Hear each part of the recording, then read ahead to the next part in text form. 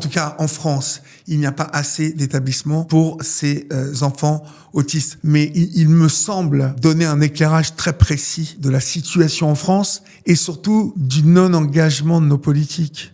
Est-ce qu'aujourd'hui, vous trouvez que le regard qu'on porte, justement, progresse? Est-ce qu'il s'améliore, au contraire? Est-ce que vous êtes inquiet? Je trouve qu'en France, ça n'évolue pas beaucoup. J'ai pas l'impression que dans l'accompagnement des personnes, ça évolue. Mais non, bien évidemment. Vous voyez, si on prend la problématique des enfants autistes, mais on est à des années-lumière des pays de l'Europe du Nord, du Canada. Pourquoi? Je n'en ai aucune idée. Alors c'était ma question suivante. Pourquoi est-ce qu'à votre avis en France ça n'avance pas?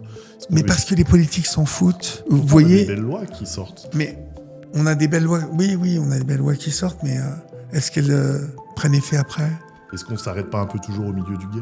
Sans doute, je ne sais pas. Et je trouve que ça avance très lentement en France.